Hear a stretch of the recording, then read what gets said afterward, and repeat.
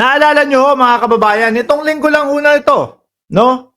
Na meron silang pinapalabas na kesyo daw po doon sa GAA, sa bicameral, etc. Eh meron daw pong laktaw o blank page, mga kababayan. Naalala nyo ho yun? Na sabi ko po, aba, akala ko malakas ang sunog o kalat ang sunog doon sa Los Angeles. Nako, mas ano pala, mas malala pala ang sunog sa Pilipinas dahil nasunog po ang mga DDS, mga bossing. O eto ngayon, si Escudero may sinasabi sa kanila. O, pakinggan nyo ho, mga kababayan. Na-declare na committee report na unconstitutional. Are we saying na parang wala namang sense na magreklamo o wala Kaya namang sa totoo lang, kaya hindi sa iniiwasan do. Marami lang talaga ibang trabaho at maraming mas mahalagang bagay na dapat tugunan ng pansin. At hinahayaan ko sana ito dahil para sa akin nga, sabihin na natin kunwari lang. Di ba na lahat ng sinabi niya ito totoo na hindi ko kinoconsider sa kanya. Anong ko-question niya sa korte? Anong illegal, anong bawal? Dahil sa dulo, ang tanong, yung GAA ba, yung General Appropriations Act ba, yung road bill ba, may blanco ba? Hindi tama na mag-akusang may blank check na binigay ang Kongreso. Mali yun. Kasinungalingan yun at hindi totoo yun. At kung blanco man yung nasa GAA, hindi pwedeng i-release ng DBM yun. Hindi pwedeng i-release ng National Treasury yun. Kung may typographical error. Kasi ho, di ba mga kababayan, sa umpisa pa lang ho, pati yung post ni Baste Duterte, ano nakalagay doon? Anomalous, scandalous, nagaa, na may blanco. Mga ilang oras lang o ilang, siguro mga 12 hours ang pagitan, mga kababayan. Napalitan ho, biglang naging bicameral na lang doon kay Baste Duterte. At yung iba ho mga vlogger nila, mga kababayan, biglang umatras, no? Dapat paabante din kayo, kagaya ni Congressman Abante. Biglang ang sabi kinwestiyon lang naman ang dating Pangulo. Yung sinasabing yung sinasabing blanco, biglang gano'n na ho, mga bossing. Pero doon sa umpisa ho pa lang ho nila, mga kababayan, ang sinasabi nila, GAA, may blanco daw ho. Ngayon, paano yan? Sunod. Sa enrolled bill na let's say may blankong linya doon na sinabi Project ABCDE o Kalye o Road ABCDE na walang amount. Hindi pwedeng releasean yun at sulatan ng amount na kahit sino man yun. Hindi na kailangan i-declare pang unconstitutional yun, i-consider ang error yun at hindi pwedeng i-release. Kung gusto nila mag-aksaya ng panahon para magsampa ng kaso sa korte, malaya silang pwedeng gawin yun. Pero hindi ko sa panic at party namin. Meron na lamang kaming naiiwan kabilang ang araw na ito na 1, 2, 3, 4, 5, 6, 13 session days. Tama? Kabilang ito. Sorry, 12 session days. Kabilang ito. Minus yun ang Chinese New Year. Sa 12 session days, mas pagtutuon na namin ng pansin ang mga panukalang batas na sana'y mahabol pa namin sa ikalabing siyam na kongreso. Alam mo kasi nila, mga kababayan, na pamumulitika lang po. No? Parehas lang din ho yan, mga bossing. Nung una nilang pinalabas na sabi nila, bangag ang Pangulo. Merong pulburon video. Di ba? Ang tagal, 2 taon bago mailabas yung pulburon video, mga bossing. Nung inilabas mga kababayan, sablay. Eto naman ganun na naman din, mga kababayan.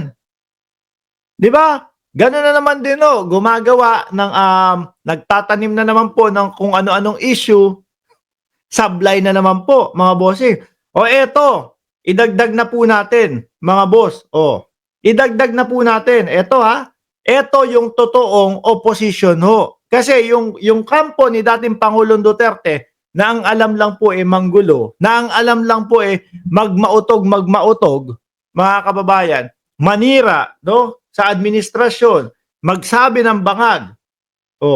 Hindi po ako naniniwala na opposition po yun. Mas masasabi ko pa po, pogosition po yun, mga bossing. No? Wala naman pong ibang ginawa bangag ang Pangulo. Pakita na ebidensya, walang ebidensya. Bumabatak ang Pangulo, merong video, pinakita yung video, ni hindi man lang lumagpas ng 1 linggo pag-usapan, no? Napahiya pa ang dating Pangulong Duterte sa labas ng bansa. Bakit to? Kasi ang balita sa labas ng bansa, siya yung nag-uumpisa o siya yung nangunguna na magpalabas ng gawa-gawang video na yun. Dahil sino ba naman sino pa ba ang pwedeng maging diyan, leader? Siyempre yung nakarating doon sa pinakamataas na posisyon. Di ho ba?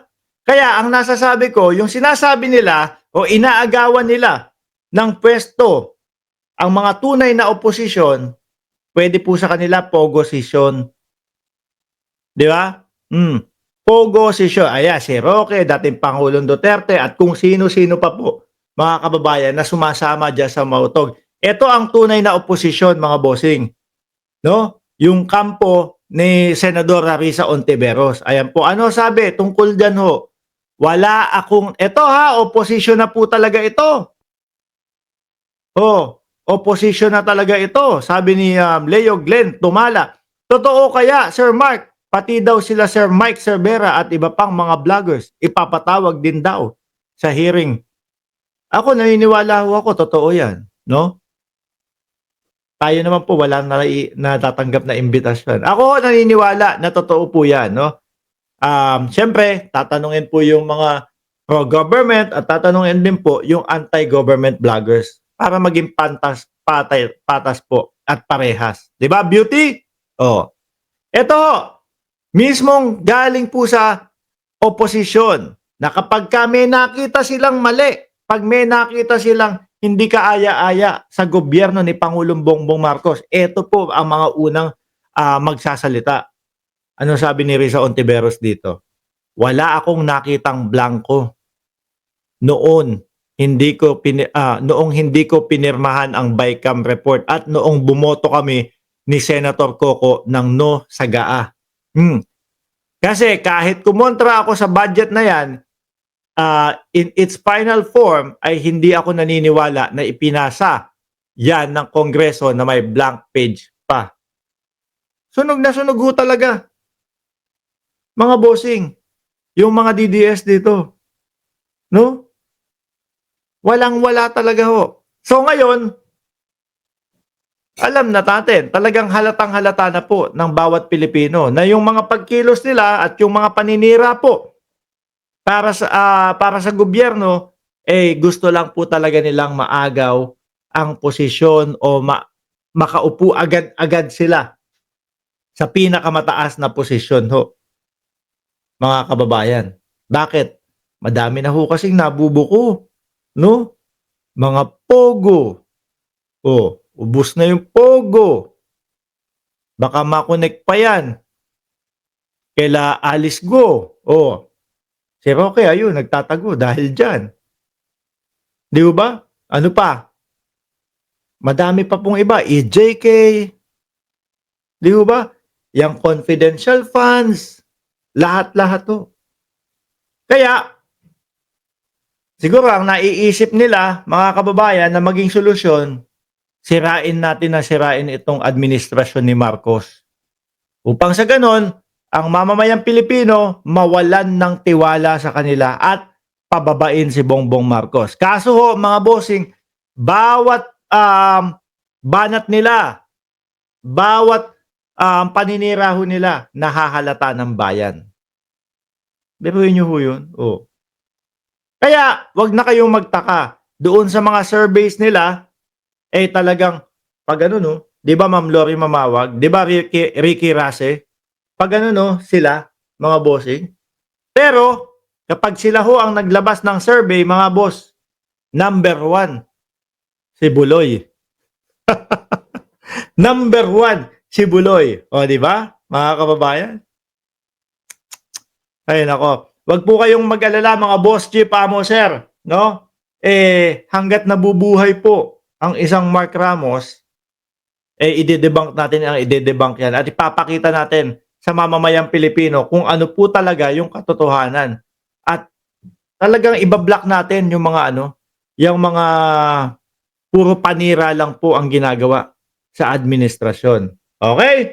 Ilan na ba tayo ngayon? Kanina subscriber natin 399,401 ngayon isang scroll. About 81 subscriber ang nadagdag. So ibig sabihin 580 na lang. 400,000 na tayo. Naku, buti nakakita ko to bago ko i-off yung ano.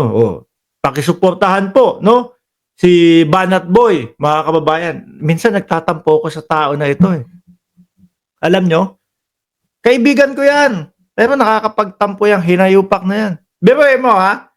Sa pampatulog kaya sa hapon eh. Di tignan ko yung cellphone ko. Uy, Banat Boy, magla-live. Naaatat ako eh. Lalagay ko sa tenga ko. Sabi ang pagkakabasa ko, 12. Akala ko 12 minutes mag-uumpisa na. Anak na tinapa. Yung pala 12 hours bago mag-live. Sabi ko, ibig sabihin bukas pa ako matutulog? Hindi. Suportahan niyo po yan si Banat Boy, mga boss, Chief Amo Sir, ano? Pabutin niyo din ng 100,000, no? Talagang yan, masugid, no? Na taga-suporta ni Pangulong Bongbong Marcos. Maraming salamat po and God bless po sa ating lahat, mga kababayan.